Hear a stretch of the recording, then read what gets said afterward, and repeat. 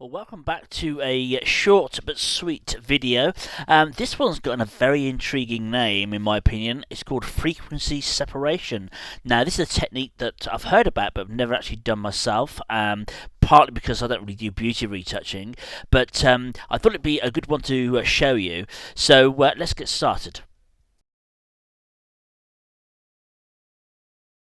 Right, so this is the image you're going to be working on. This was shot at a friend of mine, and I photographed her on a beach, which provided us some very nice, soft, even illumination on her face. So it's ideal for this type of retouching, in my opinion. And she's kind of agreed to let me do the retouching on this particular image. Now, the first thing we're going to do now is to add a couple of layers, which we're going to be using to do the retouching on.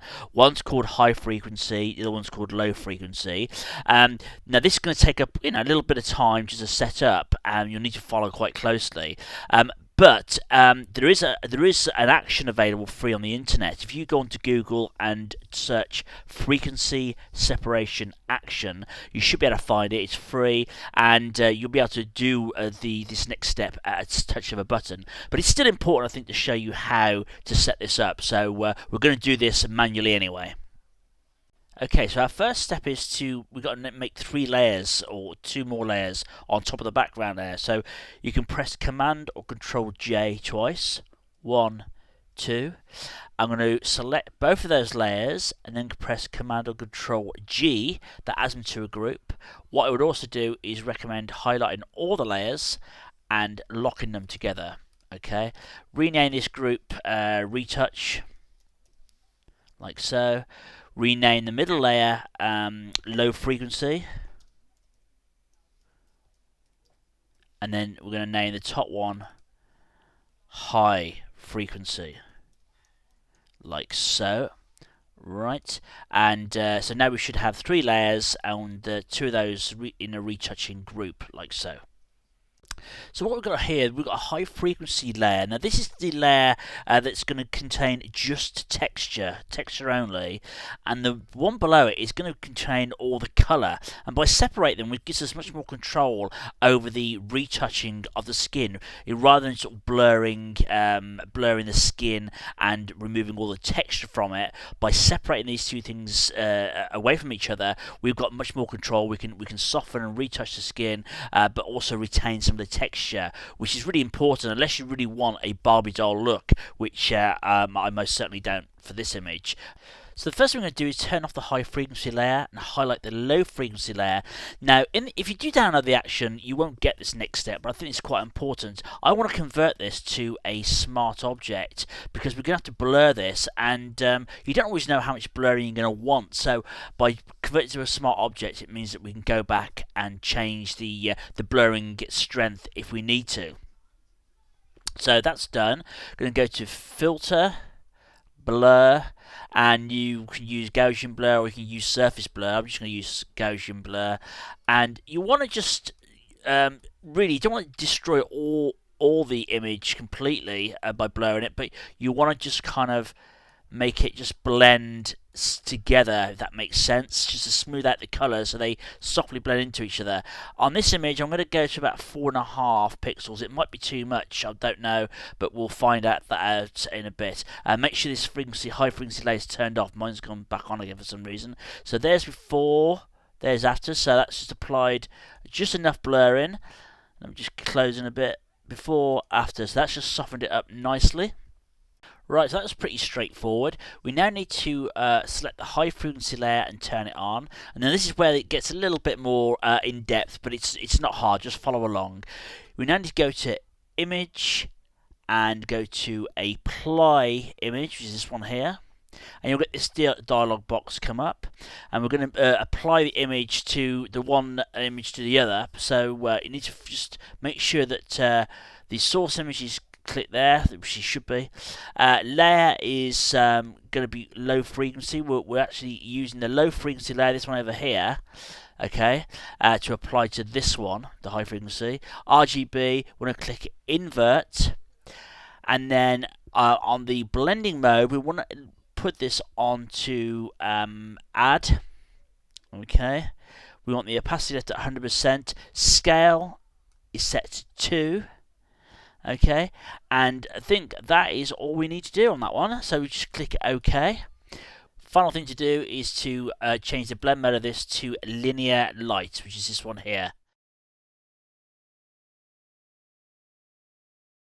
We can now start to retouch the image, and I'm going to turn off the high frequency layer and move on to the low frequency, and we're just going to go in with something like the patch tool, which is my favourite, or if you're retouching on a high contrast edge, say right around by the hair here, sometimes that won't produce a very good image. You'll get a very blurred image, so you may want to use the clone stamp tool. But for now, let's get the patch tool, which is, as I said, my favourite.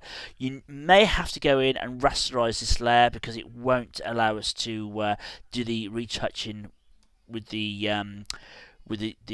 patch tool. Sorry, I keep forgetting the name of it. If it's not rasterized, so that's now rasterized. So we want to go in and bear in mind this is kind of, we're just dealing with the color here, not the texture. So we just want to come in and just maybe take out some of these lines a little bit, like so. Try and keep it close, the donor area close to where we're taking the lines out from. For instance, underneath here. And gradually just go around the image, taking out some of these bits and pieces, like so. Make sure it's blending quite nicely. And I'm not going to go through all this because it's going to take too long, but you get the idea. Again, a forehead here. Again, remember, we're dealing with colour, not the texture. I'm just going to try and a bit more difficult, maybe bring it from over here. See if that blends okay. That's not too bad.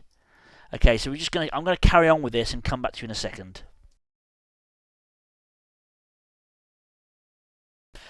So I've gone in and I've gone around and taken out quite a lot of these lines and stuff. Perhaps, in my opinion, too much, but that's what you want to do. You want to over retouch, and you can always drop back the opacity. So here's before, and here's after, so you can see a hell of a lot of difference there. I've taken out a lot of these lines, but we don't want to end it like a plastic doll. But let me just, before we do anything else, let's just have a look. Let's turn on the high frequency layer so we can see the texture. You see the texture in the forehead here has been brought back in, so we've still got some realism there. But let's just turn it back off. But if we still think that's a little bit over the top, just drop that down the opacity of this layer a little bit, and you can see as I do that, some of these lines are coming back in around the mouth, which is where she's smiling. So we want to show those. So just find a sweet spot, maybe somewhere around 54%. There's before, there's after. So we're still retaining some of these lines, so a bit of realism there, and that's the retouching done. Now if you go on to turn the high frequency layer, which is our texture layer, on, and still feel you need to do a bit more retouching, you can actually retouch on this layer as well if need be. But I think actually for the time it's taken me, and I've probably spent 4-5 minutes retouching that layer, you can see it made a remarkable difference. So let's go and turn these two off. Here's before and here's after. So quite a realistic bit of retouching, not too over the top. You can zoom out a little bit so have a better look. Here's before, here's after, and if we want to bring some of that back in, we can just turn this back up again like so, maybe to about 77%. There's before, there's after. Very, very quick, not taking me much more than 10 minutes from start to finish. If you use that action, it's even quicker because you haven't got to set up the file. So there we have it, our finished image. And I think in terms of how powerful and how easy and convenient and quick that technique is, I think it's probably one of the best tutorials I've taught, and one of the shortest, no doubt. So I hope you agree with that, and I hope you will join me again on future episodes. Cheers for watching.